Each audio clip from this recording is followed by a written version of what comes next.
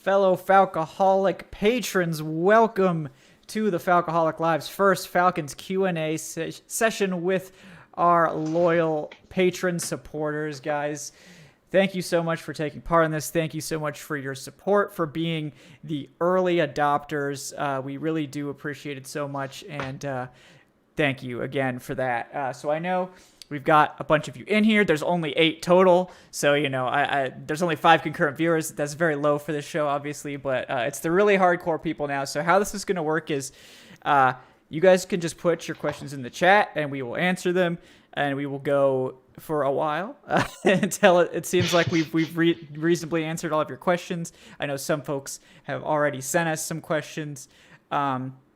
But otherwise, we're just going to go ahead. Whoever wants to put in their questions first, we'll just get started right off the top with that. But to kick us off, I will read one of the questions we already got. I know Eddie Greer said he may or may not make it, but I'm pretty sure he made it. But other than that, I will go ahead and start with one of the ones he sent me. This is Eddie Greer, who asked, other than Najee Harris, who else should we be paying attention to at the running back position for the draft for the Falcons? So yeah, for me, the one I would really focus on would be Javonte Williams from UNC. I think he's a similar type of prospect to Harris. He's a big running back. I think he's very talented. So me personally, that's my top guy. I think other than Harris, but as I actually saw recently in some mock drafts, Javonte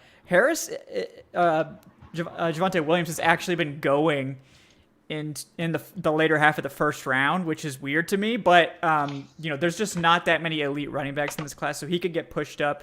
There are lots of other guys too, but I want to give the rest of the crew a chance to weigh in first. Evan, you have any running backs you're keeping your eye on? I'm assuming ETN is out of the question. He'll probably go before Harris. Not really. I think Chuba is interesting. I like that guy. I think his name's Muhammad Ibram from Minnesota, but he's like a totally different back. Like he's not a Derrick Henry bulldozer or anything. But overall, like we're not going to get a Derrick Henry type running back in this draft. We'll get, if they do go the running back route early, it'll be somebody similar, I imagine. But also in one of Arthur Smith's recent press conferences, he basically said like, he knows he's not going to have a Derrick Henry here, so he's going to, fit the offense to what he has. Like we have a ton of wide receivers, so he'll just use the wide receivers. Like he's not just going to try and put like a, square object into a circle, like it, because you can't do that. It's not going to work. I guess there's a bunch. Javonte Williams, as you mentioned, from UNC is an interesting one too. Yeah, Adnan, did you have any running backs you're looking at? Well, you guys kind of took mine. Javonte Williams, Chuba Hubbard. Sorry. Yeah, unforgivable, guys. Sorry, I didn't leave you any layups. Yeah, of course, ETN. How about a local guy? My guy Zamir White from Georgia. We have to fill our quota of Georgia players so that we can sell our tickets. I'm kidding. Thomas Dimitrov isn't here. Can we just agree that the only reason we brought Todd Gurley in was to sell, like, it was for PR? Yeah. For the New Jersey. He looked great in the New Jersey, by the way. So shout out to that. It's just like the Falcons to bring in a guy to sell tickets during a season when there are no tickets to be sold. Yep, exactly. It's typical Falcons, yeah. But yeah, I really like. I really like Zamir White. The thing is, he had those 2 bad knee-like injuries before his college football career even started. In high school, he was the man. So yeah. I don't think because of his knee injuries, I don't think he'll ever be like a bell cow running back, someone who can carry the load like a Derrick Henry.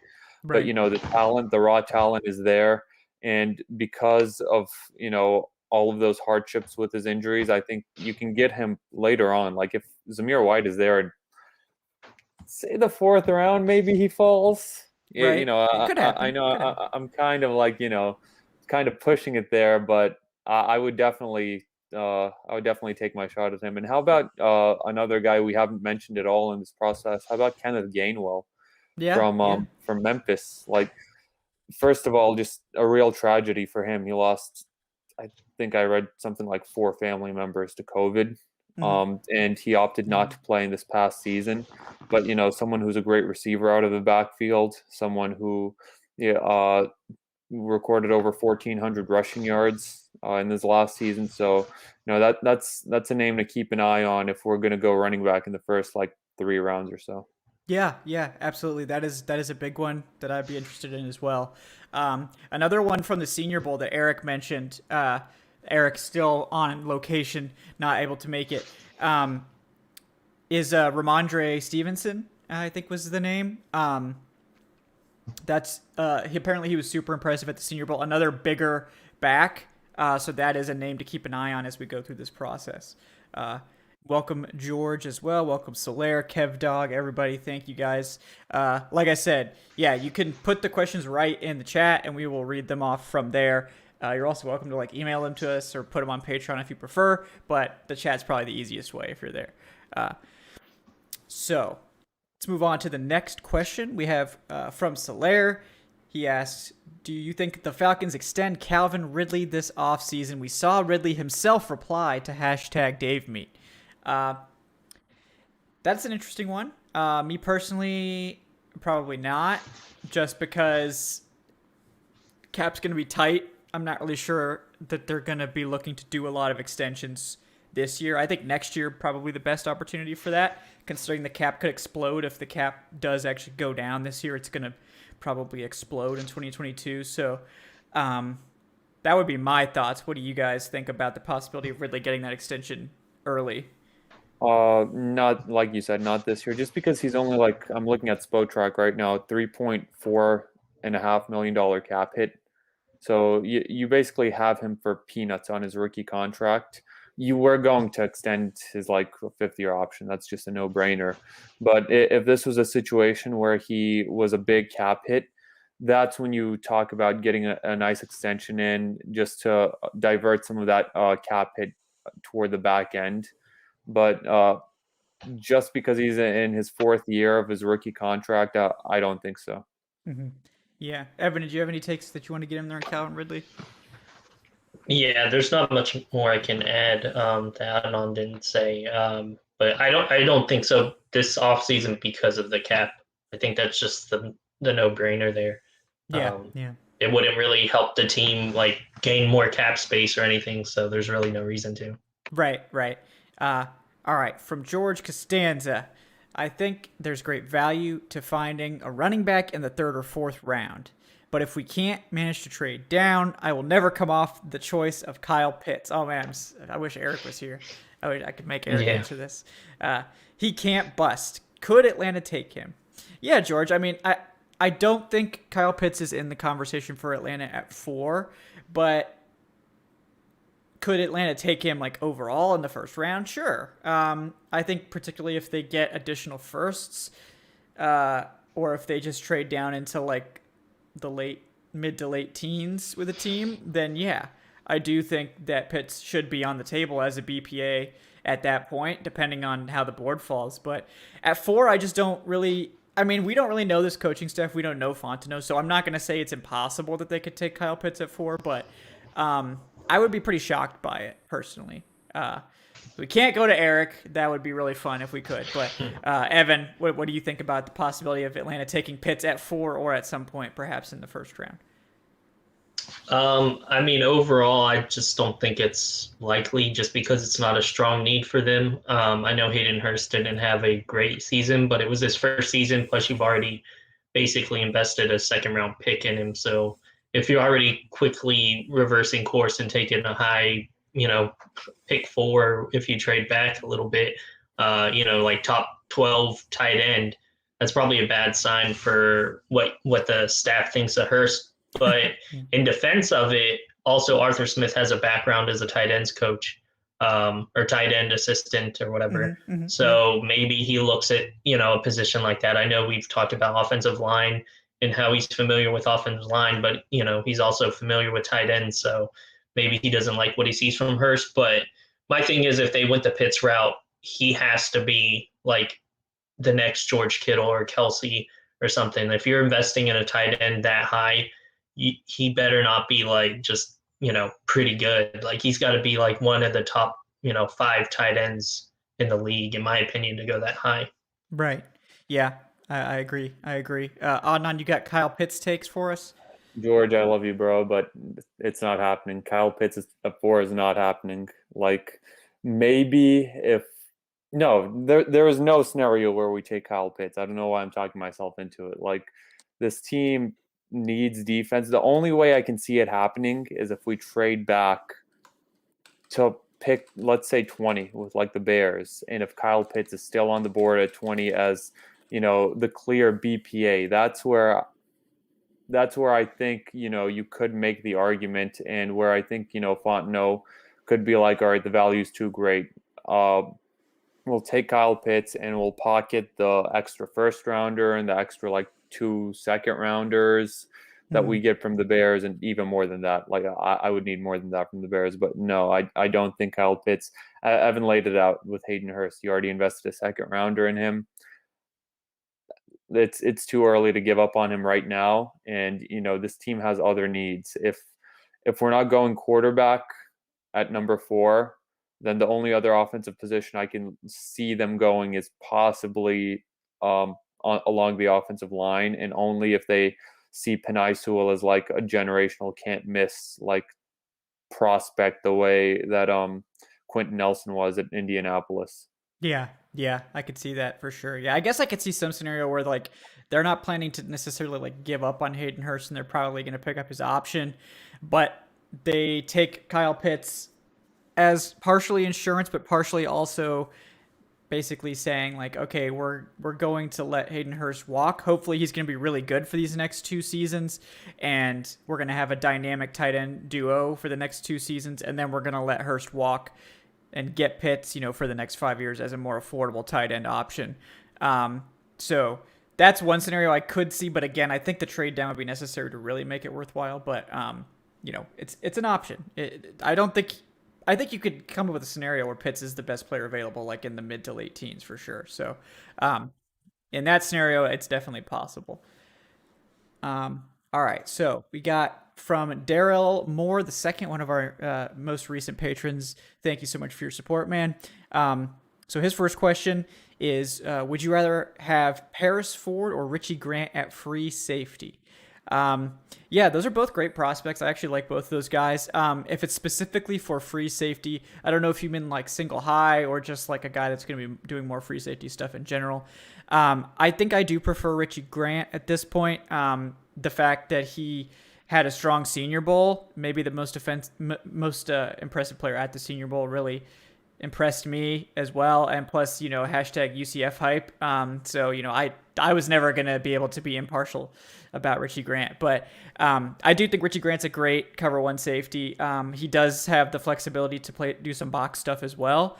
And I think he's gotten better every year in college. So Grant is my choice, but with his Senior Bowl, you might have to take him as like a second rounder now. He might not be there in the 3rd anymore. So I don't know if you guys have free safety takes between those 2 guys or not. No, I mean, I'd be good with either one. But the UCF connection, they are former national champions. They are. Charge on. And former champions of life, more importantly. Yes. So that's big time credentials, at that school. Yeah. But no, I could definitely see us going free safety in the 2nd round, though. If that is Richie Grant, like.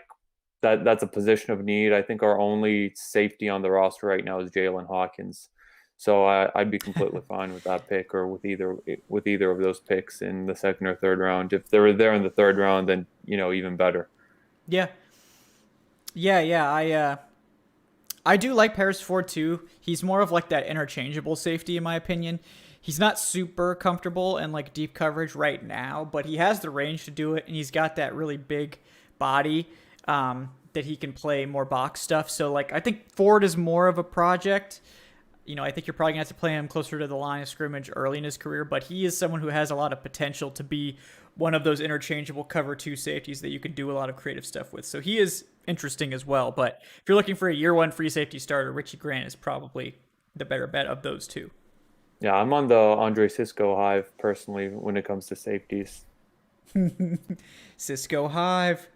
Um, yeah, I do like Cisco as well. The only thing with Cisco is like he might be a little bit of a interesting proposition for like the first season because of his injury, but I mean he's basically the biggest boomer bust project like type of prospect in this class, which I find exciting and interesting, but some might shy away from. But this staff, if they think they can get the best of Andre Cisco and kind of mitigate he's just like the most aggressive player you've ever seen. Like he's just gonna like if he sees something, he's just gonna go for it. Like and he's gonna be wrong some of the time, but he's also gonna be right a lot. So you just have to. That's just something you have to deal with Cisco. But I'm into it. Just go for it. It's going to be frustrating at times, but also the guy had 21 picks over 2 seasons. I mean, that is absurd production, like utterly absurd ball production. So, and it's like not just 1 year of like a lot of interceptions. It was 2 years of like 10 plus picks. So, I mean, that's almost unheard of. So I'm a big fan of his as well as another guy we could consider. All right, let's see who's next. Soler asks, who do we think will be the most improved player on this offense? Soler says his money is on McGarry. He thinks his run blocking is going to get a lot better with the new staff.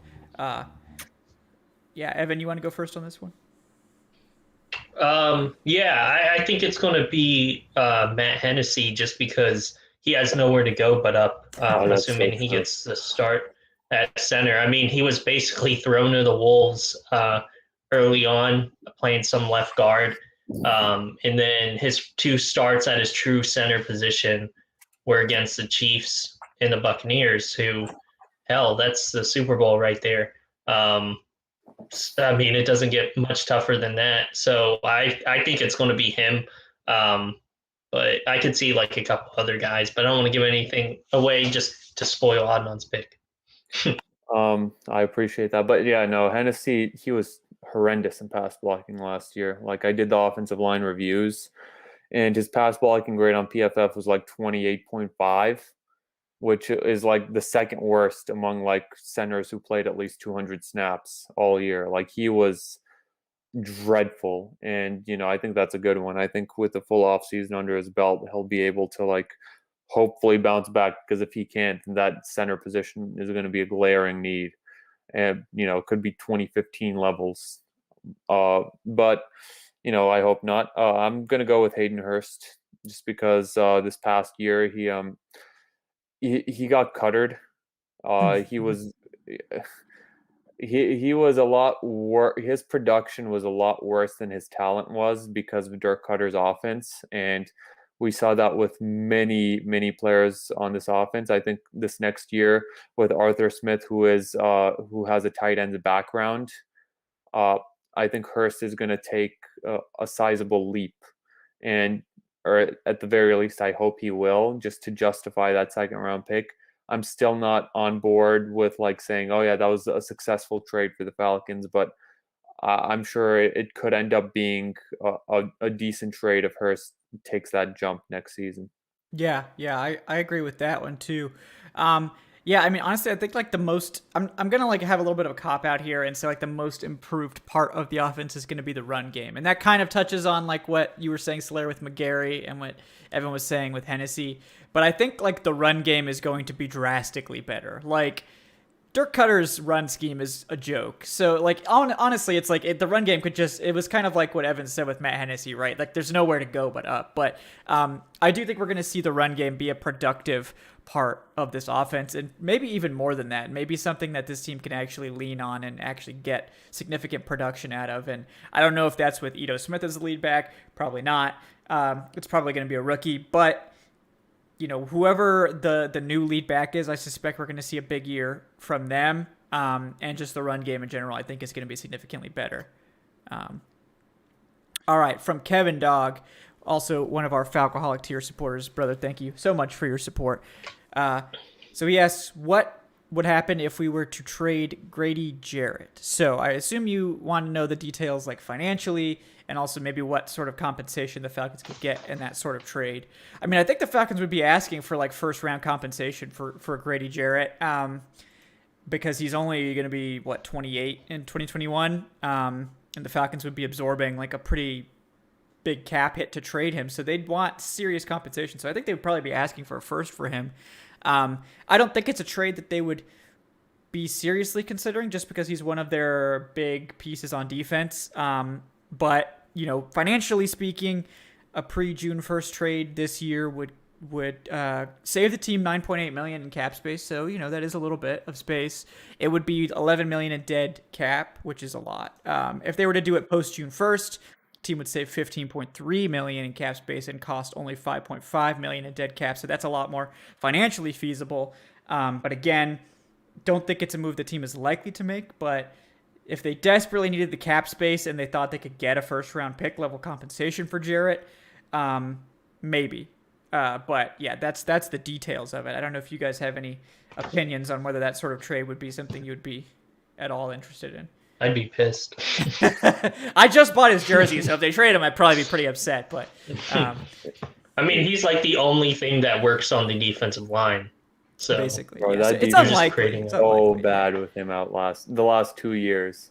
It's like it was like historic, like level of bad. Yeah, that I've, and he like, was still productive. Yeah. But it's like, it's definitely don't think that they're looking to trade Grady. Grady Jarrett is the type of player you don't trade. He's the type of player you build around as your defensive anchor. I will say, if they do trade him leading up to the draft, it would be leading up to this draft. I don't think they're going to trade him post June 1st. If he gets traded, then I think that all but guarantees that they're going quarterback at number 4 because you trade Grady Jarrett, you're hitting the rebuild button. Yeah. And if he gets traded, then you're looking to trade someone like a Julio Jones. Yeah. You're looking to trade all these other veteran players on your team who are very productive. Mm-hmm. So I don't think that that's what they're doing. They're going to do. I actually almost guarantee that they're not. But if it does happen, then lock in quarterback at number 4. Yeah, and they're asking for premium compensation. Like basically, DeForest Buckner's the starting point, right? Because Buckner, I think, fetched pick 13 overall, and the Indianapolis Colts had to turn around and pay him a huge contract. So like Grady Jarrett's under contract. I mean, it's a large. Well, it would actually be affordable because the Falcons would be absorbing a fair amount of it. So and he's better than Buckner. Yeah, he is better than Buckner. Yeah. So is there talk of that happening or something, or is I it don't just think so. I think he was just curious. I think he was just curious, which is cool. Yeah, I think it's just a hypothetical. Yeah, which is cool. Mm-hmm. But that's the details. Not necessarily likely, but those are the details of something like that if it were to happen. All right, so we got Tyler Russell, who is asking, what are our thoughts on the new coordinators and coaches? So yeah, I mean, obviously the big hype today was around Dean Pease and his very impressive press conference. You know, I love all the talk of being multiple on defense and being flexible and adaptable. It's just it's like kind of a breath of fresh air to see a coach, actually use logic and reason and, build a scheme around the players he has instead of being so, oh man, what's the right word? So, rigid and dumb, just like, we're going to play cover 3 and you're going to like it. Archaic. Yeah, archaic is a good one. Appreciate that. So I'm a big fan of Dean Pease. I don't really know much about Dave Ragone, the offensive coordinator, other than that Arthur Smith likes him. So for now, that's good enough for me. But, I think a lot of these assistants are interesting. Marquise Williams, the special teams coordinator, very interesting, was apparently a key component of Detroit's special teams. And I mean, I had no idea Detroit was one of the best special teams units in the league, but they were. So that is interesting. They've been top 10 in DVOA, special teams DVOA the past 2 years. The Falcons have been bottom 10. Yes, they have. So those are my admittedly limited takes there. We brought back TJ Yates, Solaire with the TJ Yates hype to, I guess, be some sort of quarterback's assistant or something like that, which is cool. Do you guys have any specific takes on coaches or coordinators that you like? Evan, you want to go first? Yeah, I mean, overall, I like them all. As you mentioned, like Dean Pease, exciting, gives me hope on defense finally. One of the ones I found interesting was the Charles London being hired as the quarterback coach, since he has literally a history of just running back Like Yeah. he's been a running back coach with the Bears for 3 years or 2 years. Then he was a Texans running back coach for 3 years. And then at Penn State, he was the running back coach for 2 years. I don't really understand how that transitions to being the quarterback coach, but maybe they're looking at taking a running quarterback. I don't know. I found that one interesting, but overall, like I'm thrilled with every hire they've done. Yeah. Um, uh, I just did a podcast with DW on our assistant coaches, and I think that one got published a few days ago. So if you want to go fully in depth, like we don't have the time here, but we go on for like 40 minutes to an hour just talking about the assistants. So I highly recommend that one. But just a quick summary. The offensive assistants, I noticed a trend that a lot of them were a lot younger. Younger guys like Charles London is someone who's never been a quarterbacks coach in the past. But I feel like London is someone who they're possibly grooming to be the next offensive coordinator, because David Ragone, if this offense plays very well coming up in these next couple of years, Ragone will be a hot head coaching candidate. And I think London will be someone whom they're looking at as a potential to be the next offensive coordinator. The offensive assistants aren't really as important just because Arthur Smith, that's his background, and he's going to be calling the plays. Mm-hmm. But I do want to give a shout out to Justin Peel, former Falcons tight end, comes in as the tight ends coach after being the Eagles tight ends coach for the past 6 seasons. And the Eagles, they developed 2 very good tight ends in Zach Ertz and Dallas Goedert in that time. So I'm very happy about Peel coming in. Dwayne Ledford, the offensive line coach, he's someone who has never coached at the NFL level. So that's one I'm kind of questioning a little bit. But, you know, he did help develop Mekhi Becton over at Louisville, so I'm hoping for the best there. On defense, one thing I noticed, everyone is so experienced. You know, first you have Dean Pease, who's been coaching for one of the longest tenured coaches in the league. He started coaching during the Civil War, and now he's like still coaching to this day. Yes. Gary Emanuel has a wealth of experience as the defensive line coach. Linebacker coach Frank Bush also. He's been the linebacker. He's been coaching linebackers and having that background all the way back to the Houston Oilers days. Wow. Like he was the Oilers linebackers coach, and you know that's a team that no longer exists. They're the Texans now, but you know he's someone whom I'm very excited to see what he can do with our linebackers, with our young linebacking core. It is interesting. I think they did see Matt Pease is the only guy on defense who doesn't have that like wealth of experience, and you know he's only here because of some nepotism, admittedly. But Frank Bush, he took. Hey, future Falcons defensive coordinator Matt Pease. Okay, watch your mouth. Yeah. Who knows? But Frank Bush, he took over the Jets defensive coordinator job this past year after Greg Williams got fired.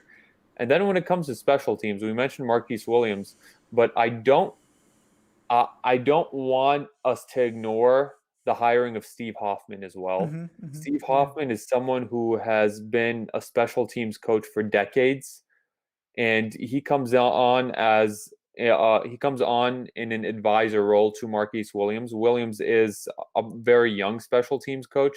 Hoffman's someone who was the Titans special teams coordinator in 2016-17. That's the last job he's had. So I think Arthur Smith persuaded him to come out of retirement to help out a little bit. And it's just really nice to see that they're covering their bases with that. Yeah. All of these young guys on offense, like Arthur Smith is the guy they're gravitating around because, you know, he's the experienced one when it comes to offense. He's calling the plays. Marquise Williams, they're not giving him the entire load on special teams. They're bringing in this veteran, legendary special teams coach to help him out and to be an advisor for him. Yeah. And, you know, on defense, they're bringing in all of this experience. So I'm very excited about this overall, about these assistant hires. I'm questioning some of them a little bit on the offensive end, but overall, I'm thrilled. I'm thrilled by it. Yeah, that was way more background than I have done on any of these coaches. So thanks to Adnan for putting in the legwork on that stuff. So I echo what he said. It is, yeah. I mean, I knew Hoffman had been a special teams coordinator before, but yeah, I forgot that he was with the Titans. That's just like, to me, that really stands out is like Smith is going after coaches from all over the place, and he's been able to get some young up and comers and also just a lot of experience. Like, it's a very versatile staff with a lot of big names and also new guys. Also, like, they're not all from just one coaching tree, which I think is cool to see. Like, when Shanahan came in, he got all of his guys, which is fine, but they were all basically just his guys. And then, Dan Quinn had all of his Seattle guys. And it seemed like after some of those guys left, it was like, well, I don't know who we're going to hire. And I'm impressed basically with Smith's ability to just get all these guys out of retirement to come coach for him. Like, Dan Quinn wasn't getting any of these type of people to come out and join his staff. Not, I guess that is meant as a little bit of a dig at Dan Quinn, but like, Smith just apparently commands an immense amount of respect among these coaches if they were all willing to come out of retirement to join his staff. So something to monitor, certainly. Yeah, and I don't think we can underestimate just how valuable it is to have a right-hand man like Dean Pease be so experienced, and that he's been coaching since the 70s. Like, legitimately, he's been a coach at some level since before Arthur Smith was born, more or less. Mm-hmm. I think I'm doing the math right. Arthur Smith is what, 38? I think he's 38. 38, yeah. Yeah, 30. Yeah, so Pease started his like coaching career before Arthur Smith was even born, and it's the same. It's like the marriage of Sean McVay and Wade Phillips in Los Angeles, a first-time young head coach. It's invaluable to have an experienced right hand like Dean Pease be able to take over the defense completely. Like, the defense is Dean Pease's show. Arthur Smith isn't going to be, giving much of his input when it comes. He's not going to be giving any input when it comes to defense. And it's so valuable to have an experienced guy like Pease to help Arthur Smith when it comes to the administrative stuff, because as we know, being a head coach is way more than just calling plays or being an offensive coordinator. You have to command the attention and the respect of the entire locker room. And Pease is someone whom Smith can go to for some advice, to go to when it comes time to learn more of that administrative stuff. Yeah, I agree completely. All right, next question from George Costanza. With the Taints and Panthers projected to be total shit next season, taking a quarterback may almost concede does concede the division to Tampa Bay, but it would build us for the long haul, since the Bucs are seemingly screwed after Tom Brady. Yeah, I mean, I don't think that taking a quarterback at 4 really handicaps your season in any way. I mean, obviously getting a first rounder at a position that's going to play in 2021 would help more. But like, we forget that like teams blow their first rounders all the time, or the first rounders don't really play much. Like, it's not a guarantee your first rounder is going to come in and have this huge impact. So like, I think like, look at the Packers, like they took Jordan Love. He didn't play at all. He was actually their third string quarterback, and it didn't impede them in any way this year. They probably could have done better if they drafted a player that was actually going to see the field. But, I don't think it really concedes anything, but I can see your point that like the team is probably going to be better in 2021 if they were to draft a player. But, yeah, I mean, I agree that, the Panthers probably need to get a quarterback, because Teddy Bridgewater is fine, but is he really going to elevate that team? Probably not. The Bucs, Tom Brady, we'll see how long that lasts. Maybe another year, maybe 2 at most. I don't think it's going to be that much longer.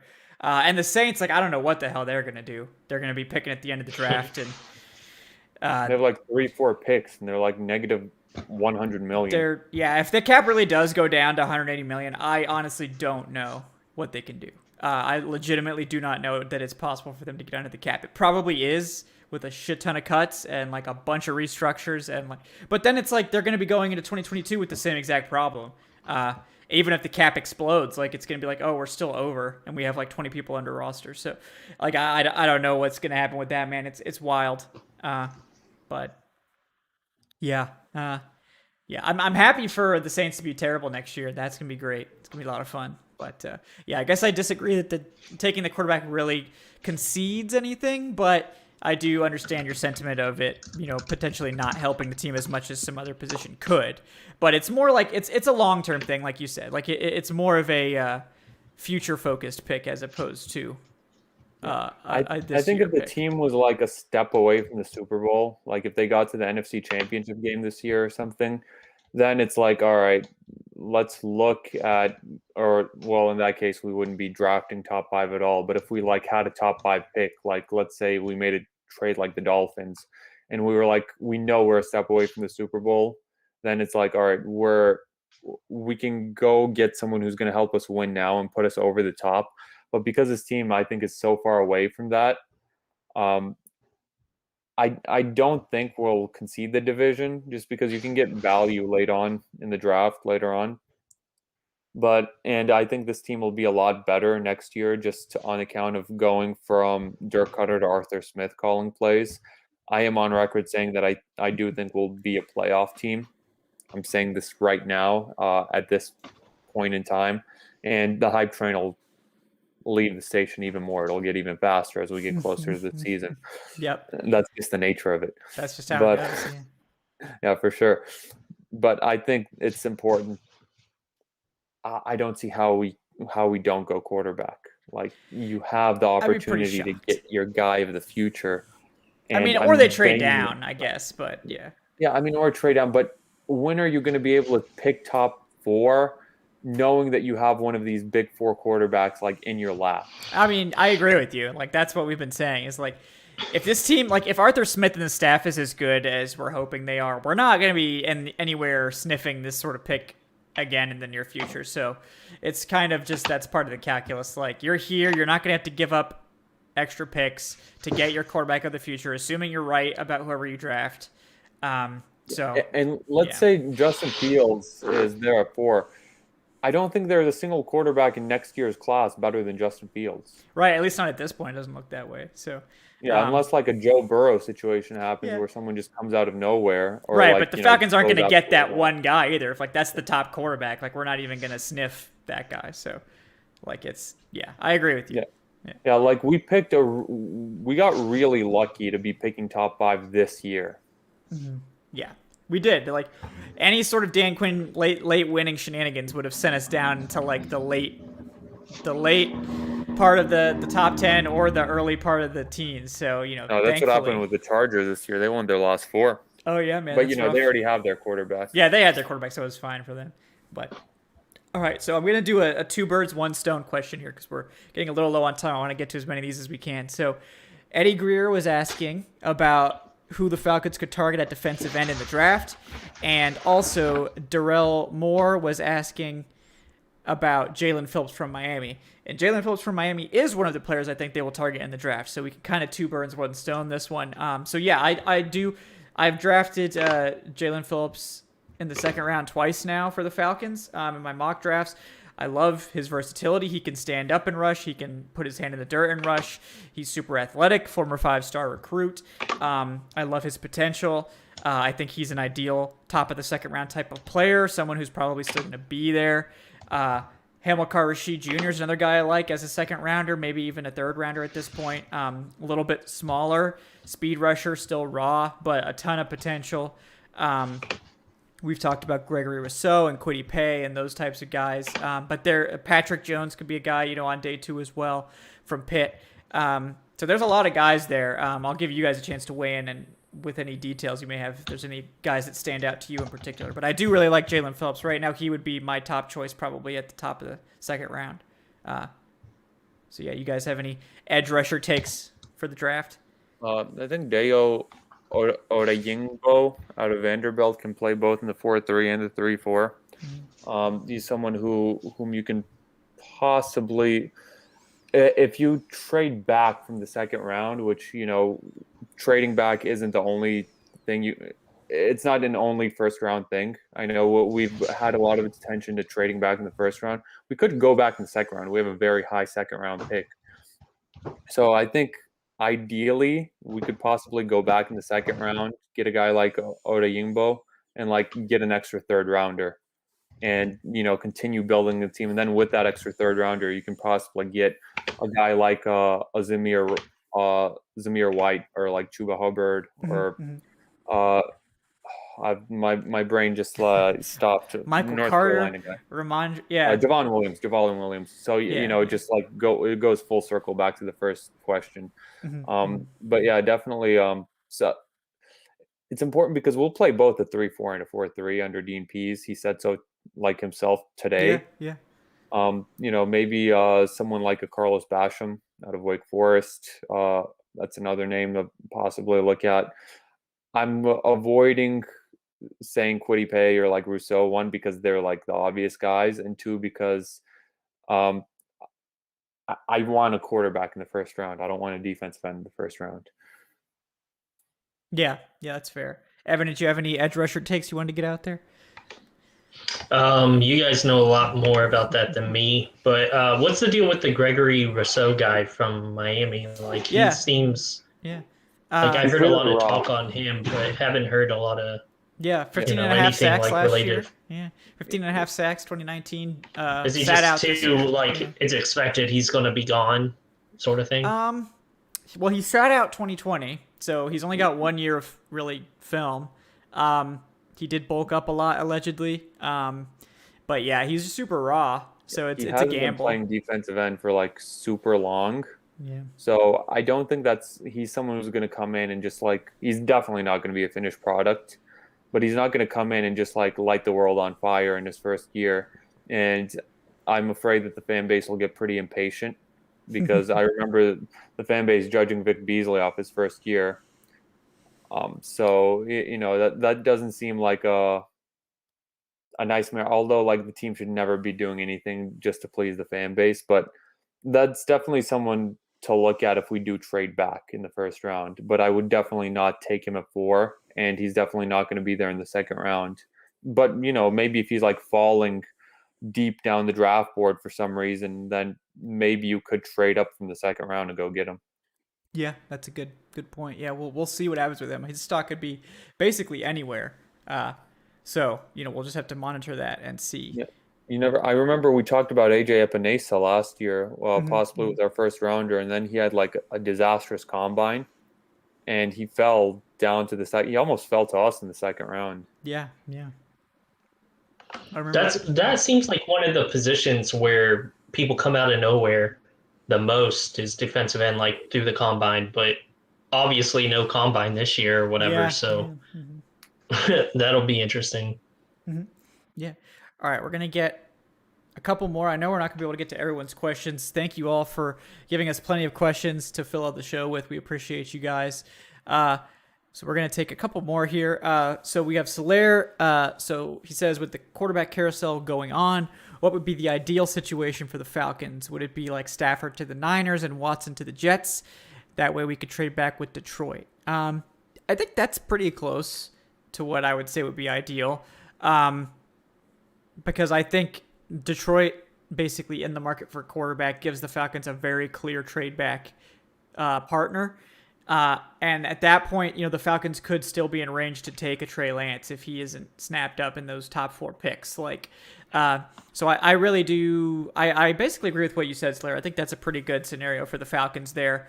But yeah, I mean, if Watson goes to the Jets and Houston's picking at 2, like that was the price, that means Houston's taking a quarterback. That, we know the Jags are taking a quarterback. So it just depends on what Miami does, really, at that point. So, like, if Miami trades out and somebody else takes a quarterback there, then the Falcons have to basically decide, like, are we taking Trey Lance or whoever's here, or are we not taking a quarterback and we're trading down? Then it gets a little more interesting. But you guys have any takes on that quarterback carousel where you'd like to see those guys go? Well, for one, I wouldn't like to see Stafford go to the Niners. Yeah. We play the Niners next year. That's our reward for getting 4th place. They were 4th place in the NFC West, and no other NFC South team has to play the Niners. So I'm kind of banking on them having quarterback troubles, because Stafford and Shanahan's offense, that'd be dirty, man. That's someone I'm targeting in fantasy, like immediately, as someone who you could get some nice value out of it. Like, that would be, an incredible match. I would love to see Stafford go to the Colts and Watson go to an AFC team, like get all the quarterbacks to the AFC. But yeah, definitely. It would, if you're looking to trade back, like I'm still beating the drum for quarterback, but if you're looking to definitely trade back, then Stafford getting traded from the Lions, that helps a lot, because then if the best case scenario, I think, would be Miami trading out to someone other than Detroit and that team taking a quarterback, or Miami taking a quarterback themselves, because at that point you're at pick number 4 and you can basically hold whatever team hostage for that final quarterback. Right. Because if Trey Lance is there at 4, or maybe it's like a Zach Wilson or a Justin Fields, if one of those guys is there at 4 and Detroit really likes him, you can say, give us, you can shake Detroit down for that pick, and you can also say, if you don't agree to our terms, then we'll just take him ourselves. Yeah, we're just gonna take him. And that'll be a legitimate threat. It's gonna be a threat. Yeah. So I think you could get, if you're looking for maximum value, going from 4 to 7, with the first 3 picks being quarterbacks taken, and the 4th pick being a quarterback on the board whom Detroit likes. Now that's impossible to know who they're going to like or not. That's where you get maximum value, where you could shake them down for a future first rounder, and then even more than that. Yeah. All right. Last question from George Costanza, a little bit of an off-topic question. So he says, I'm related to the Falcons. What do you guys do for a living? He says, I don't do social media anymore since getting banned from Twitter for being, quote, too spicy. So I don't feel, George, you seem a little spicy to me, so that doesn't shock me. But I'll let you guys go first, Evan, if you want to, share a little bit about what you do. Like for fun?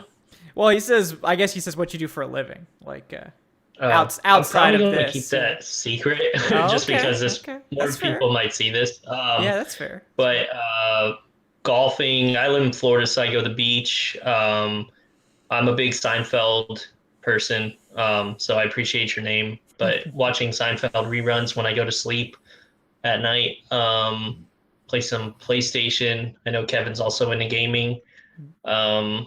But unfortunately, I'm addicted to football and Falcons-related stuff, so that usually takes up most of my day. Yeah, definitely.